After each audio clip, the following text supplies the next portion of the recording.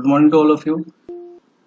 सो अभी हम लोग न्यूक्लियर केमिस्ट्री का पार्ट स्टार्ट कर रहे हैं और बेसिक इंट्रोडक्शन आज हम देखेंगे। Our first topic is introduction of nucleus.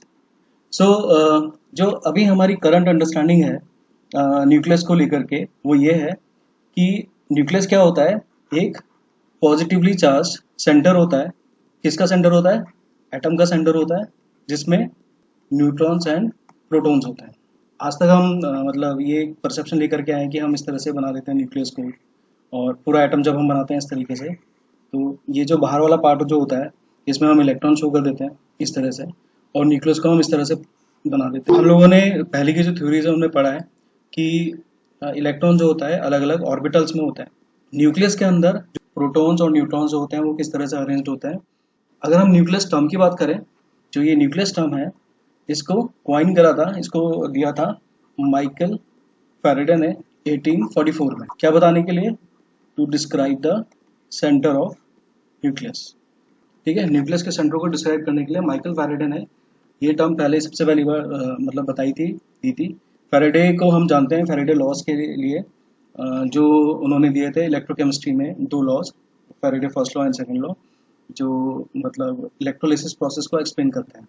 Then अगर हम साइज की बात करें, रेडियस की बात करें, तो न्यूक्लियस का जो रेडियस होता है ये लगभग 10⁻⁻15 मीटर के ऑर्डर में होता है।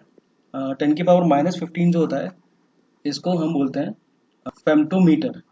तो बेसिकली जो न्यूक्लियस का रेडियस होता है वो फेम्टोमीटर्स में मेजर करा जाता है। अगर हम किसी एटम के साइज की बात करें, तो एटम का जो साइज होता है या एटम का जो रेडियस होता है ये लगभग 10⁻⁻10 मीटर के ऑर्डर में होता है। 10⁻⁻10 को हम एंगस्ट्रॉम बोलते हैं, यानी एटॉमिक रेडियस को हम एंगस्ट्रॉम में मेजर करते हैं। एक एटम के अंदर जो न्यूक्लियस होता है, से ये न्यूक्लियस है और ये पूरा का पूरा एटम है, ऑब्वियसली यहाँ पर क्या होंगे, अलग अलग इलेक्ट्रॉन्स भी होंगे। तो एटम के साइज को और इलेक्ट्रॉन के साइज को हम किस तरह से कंपेयर कर सकते हैं? हम लोगों को सबको पता होगा फुटबॉल स्पोर्ट्स के बारे में। फुटबॉल का जो ग्राउंड होता है बहुत बड़ा होता है। जो फुटबॉल होती है इसको हम क्या समझ सकते हैं, न्यूक्लियस, और एटम क्या होगा, ये पूरा ग्राउंड। तो अगर हम कंपेयर करेंगे एटम और न्यूक्लियस के साइज में, अगर हम एक जनरल कंसेप्ट लेके चलें, तो एज एन एग्जांपल मैं मतलब हम इस तरह से कंपेयर कर सकते हैं कि अगर एटम पूरा फुटबॉल का ग्राउंड है तो न्यूक्लियस उसके हिसाब से फुटबॉल होगा, मतलब कितना छोटा होगा न्यूक्लियस, ये हम अज्यूम कर सकते हैं। अब अगर हम एटम की बात करें तो एटम में 3 तरह के फंडामेंटल पार्टिकल्स होते हैं। मुझे लगता है आप सबको पता होगा कि जो फंडामेंटल पार्टिकल्स होते हैं कौन कौन से होते हैं। सबसे पहला इलेक्ट्रॉन, देन प्रोटॉन, और उसके बाद न्यूट्रॉन। प्रोटॉन और न्यूट्रॉन हम जानते हैं ये न्यूक्लियस के अंदर होते हैं, और न्यूक्लियस के बाहर का जो पार्ट होता है उसको बोला जाता है एक्स्ट्रा न्यूक्लियर पार्ट या स्पेस। तो इलेक्ट्रॉन क्या होता है, एक्स्ट्रा न्यूक्लियर पार्ट में प्रेजेंट होता है। ये सारे के सारे पार्टिकल्स, इलेक्ट्रॉन, प्रोटॉन और न्यूट्रॉन जो होते हैं, ये सारे के सारे एटम्स में प्रेजेंट होते हैं एक्सेप्ट हाइड्रोजन। हाइड्रोजन को हम जानते हैं कि इसमें न्यूक्लियस में एक प्रोटॉन होता है और बाहर एक्स्ट्रा न्यूक्लियर पार्ट में एक इलेक्ट्रॉन होता है। तो हाइड्रोजन ही ऐसा एटम होता है जिसमें न्यूट्रॉन जो होता है ये नहीं होता। अब अगर हम यहाँ पर सब न्यूक्लियस पार्ट की बात करें, सब न्यूक्लियस पार्ट का मतलब क्या है कि न्यूक्लियस के अंदर किस तरह के पार्टिकल्स होते हैं, तो यहाँ पर एक नए तरह के पार्टिकल्स, क्वार्क्स को डिफाइन करा जाता है। हमारा कंटेम्प्रेरी परसेप्शन क्या होता है, मतलब हम क्या सोचते हैं कि प्रोटॉन और न्यूट्रॉन जो होते हैं ये एलिमेंट्री पार्टिकल्स होते हैं। ठीक है, एलिमेंट्री पार्टिकल्स मतलब क्या है कि किसी प्रोटॉन को या किसी न्यूट्रॉन को फर्दर ब्रेक नहीं करा जा सकता, इसको और नहीं तोड़ा जा सकता। एलिमेंट्री का मतलब क्या है, ये particle as a whole exist करेगा, इसके और टुकड़े नहीं हो सकते। बट एक्चुअली में क्या होता है कि जो ये प्रोटॉन और न्यूट्रॉन होते हैं, जो ये बेसिकली क्या होता है, कंपोजिट पार्टिकल्स।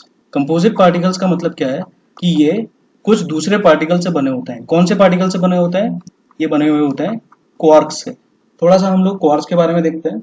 जो क्वार्क्स होते हैं ये अलग अलग टाइप्स के होते हैं, और इनका जो कैटेगराइजेशन होता है, इनका जो क्लासिफिकेशन होता है, ये दिया जाता है in terms of their flavour, colour, strangeness and charm. अब यहाँ भी कुछ वर्ड्स लिए हमने, जैसे कि फ्लेवर, कलर, और चार्म।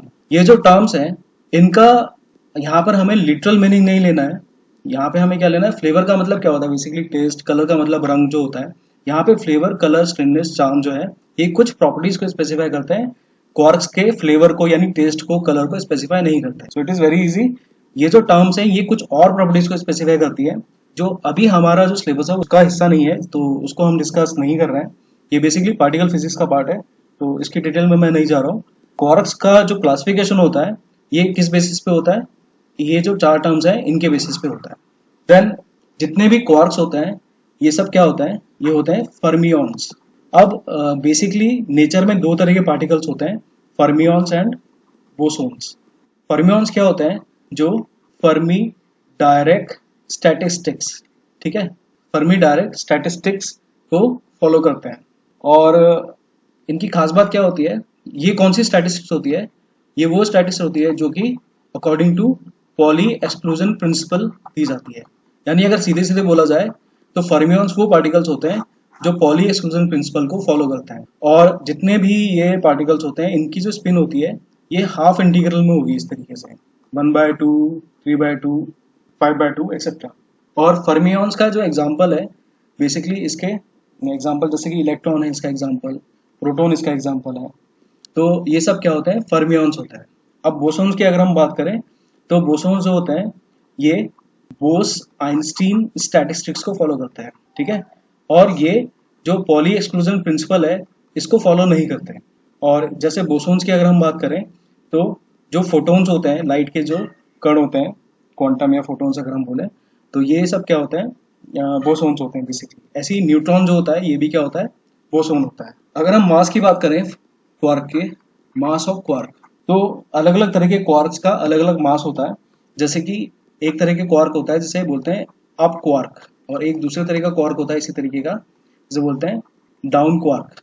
अप क्वार्क और जो डाउन क्वार्क होता है इनका mass in the order of mega electron volt upon c square, इस रेंज में होता है। और ये जो वैल्यू होती है लगभग लगभग 10⁻³ kg के ऑर्डर में होता है। यानी कि जो अप कॉर्क होता है, यू कॉर्क होता है, अप कॉर्क को यूबी से प्रेजेंट करा जाता है, डाउन कॉर्क को डी से प्रेजेंट करा जाता है। तो इन कॉर्क्स का जो मास होता है 10⁻³ के ऑर्डर में होता है।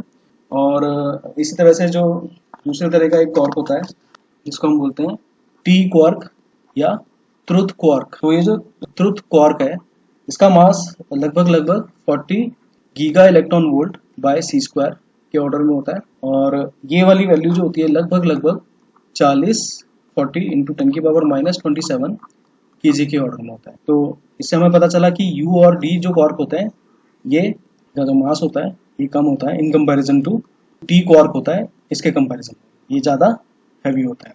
यहाँ पे एक कंसेप्ट ये है कि जो एक्चुअल मास होता है क्वार्क का, जो मैंने यहाँ पे मास दिया है वो उसका मतलब जो मास होना चाहिए वो है, जो मैंने यहाँ पे मास वैल्यूज बताई हैं आपको, अप्रोक्सीमेट वैल्यूज जो बताई हैं, ये वाली वैल्यूज जो हैं ये क्वार्क की वो वैल्यूज हैं जो होनी चाहिए, मतलब एग्जैक्टली इतनी होनी चाहिए। बट एक्चुअल में न्यूक्लियस के अंदर इनका जो मास होता है ये इतना नहीं होता, उससे कम हो जाता है। तो एक्चुअल मास हमेशा क्या होता है, much less as part of mass is converted to energy. कहने का मतलब क्या है कि क्वार्क का कुछ मास जो होता है, मतलब ज्यादातर मास जो होता है वो एनर्जी में कन्वर्ट हो जाता है।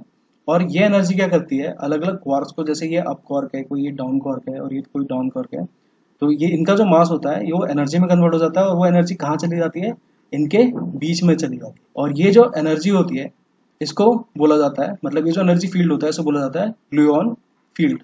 इसको पार्टिकल की तरह भी समझ सकते हैं कि भाई क्वार्क से जुड़े हुए कुछ और पार्टिकल्स हैं जिनको बोलते हैं ग्लूऑन पार्टिकल्स। और ये पार्टिकल्स क्या होते हैं, अलग अलग क्वार्क्स के बीच में एक्सचेंज होते हैं। तो इस तरह से अलग अलग क्वार्क्स जो होते हैं ये बाउंडेड रहते हैं। और यही जो ग्लूऑन फील्ड है तो जानते हैं इसको बोला जाता है स्ट्रॉन्ग फोर्स। न्यूक्लियस के अंदर दो तरह की फोर्स एक्ट करती है, वीक फोर्स और स्ट्रॉन्ग फोर्स।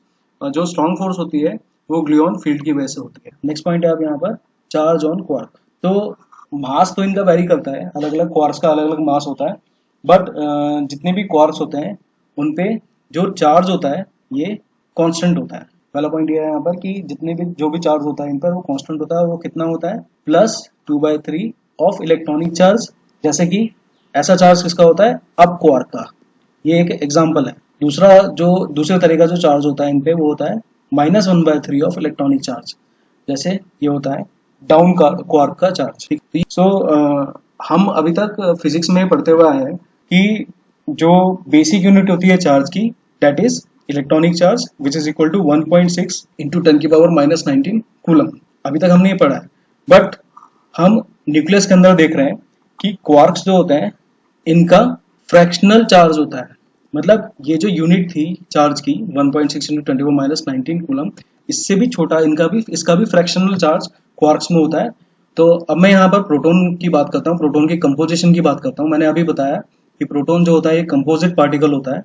तो प्रोटॉन क्या होता है, ये दो अप क्वार्क से और एक डाउन क्वार्क से बना हुआ होता है। तो अगर हम चार्ज देखें, अप क्वार्क पे चार्ज मैंने अभी बताया था ये होता है +2/3 ऑफ इलेक्ट्रॉनिक चार्ज, और डाउन क्वार्क पे मैंने चार्ज बताया था -1/3 ऑफ इलेक्ट्रॉनिक चार्ज। सो अगर हम इस सबको जोड़ देंगे तो टोटल चार्ज आएगा +1।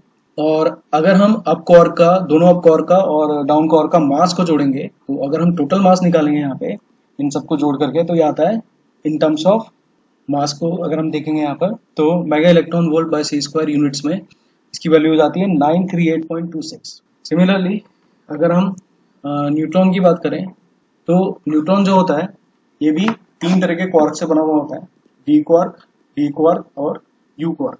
डी क्वार्क पे चार्ज हमें पता है कितना होता है, -1/3, और यू क्वार्क पे चार्ज कितना होता है, +2/3। अगर हम सबको जोड़ देंगे तो आ जाएगा चार्ज 0।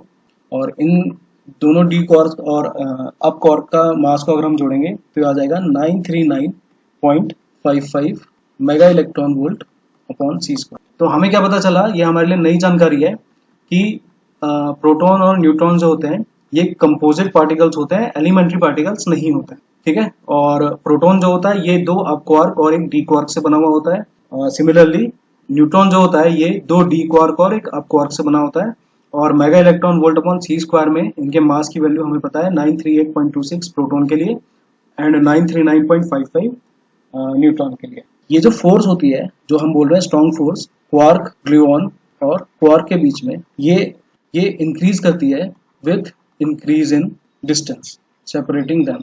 कहने का मतलब क्या है कि नॉर्मली क्या होता है, जैसे अगर हम चार्ज पार्टिकल्स की बात करें, मैं एक कोई पॉजिटिवली चार्ज पार्टिकल की बात करूं और नेगेटिवली चार्ज पार्टिकल की बात करूं, तो इनके बीच में कौन सी फोर्स होगी, अट्रैक्शन फोर्स होगी, फोर्स ऑफ अट्रैक्शन होगा यहाँ पे। पर जैसे जैसे अगर हम इनको दूर करेंगे तो ये जो फोर्स होगी ये क्या होती जाएगी, वीक होती जाएगी, कम होती चली जाएगी।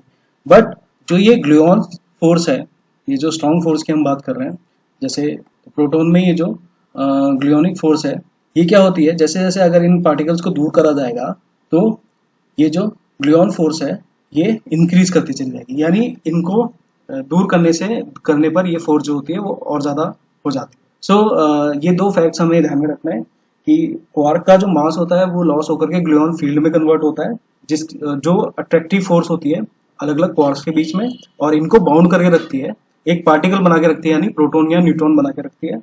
और दूसरी बात क्या है कि अगर हम इसको तोड़ने की कोशिश करेंगे तो ये फोर्स जो होगी ये और ज्यादा स्ट्रॉन्गर होती चली जाएगी। फिर अगर हमने न्यूट्रॉन को अलग से आइसोलेट कर लिया तो न्यूट्रॉन अनस्टेबल होता है, और इसकी जो हाफ लाइफ होती है, टी हाफ जो होता है 932 सेकेंड्स होती है। फ्री न्यूट्रॉन को आइसोलेट करते हैं तो ये प्रोटॉन और एक इलेक्ट्रॉन और एक एंटी न्यूट्रिनो में कन्वर्ट हो जाता है। किस तरह से होता है इसको देखते हैं हम लोग। जो ये टर्म है, जो ये हम पढ़ रहे हैं, इसको बोलते हैं बेसिकली एनिलिएशन ऑफ। फ्री न्यूट्रॉन जो होता है ये अनस्टेबल होता है। न्यूट्रॉन मैंने अभी बताया था कि ये दो डाउन क्वार्क और एक अप क्वार्क से बना हुआ होता है। इसका चार्ज क्या होता है, 0 होता है। तो अगर ये डिकम्पोज होगा प्रोटॉन में, तो हम इसको इस तरह से देख रहे हैं, इसमें होता क्या है, बेसिकली एक डाउन क्वार्क जो होता है ये अप क्वार्क में कन्वर्ट हो जाता है। यहाँ पे हम देख रहे हैं कि यहाँ पे दो डाउन क्वार्क है, और यहाँ पे क्या हुआ, एक डाउन क्वार्क जो था वो अप क्वार्क में कन्वर्ट हो जाता है। और इस मतलब यहाँ पे साथ में क्या होता है, एक इलेक्ट्रॉन रिलीज होता है। इलेक्ट्रॉन पे जो चार्ज होता है दैट इज -1, और एक एंटी न्यूट्रिनो रिलीज होता है जिसपे चार्ज क्या होता है, 0।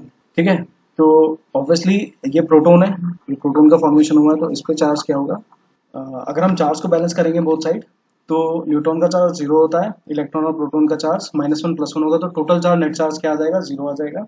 और दूसरी बात, अगर हम यहाँ पे टोटल मास जोड़ेंगे, एक इलेक्ट्रॉन का, एक प्रोटॉन का और एक एंटी न्यूट्रिनो का, तो ये जो टोटल मास होता है ये न्यूट्रॉन के मास के बराबर होता है। तो इस तरह से इसका जस्टिफिकेशन दिया जाता है। ठीक है, तो आज इतना ही करते हैं। Thank you.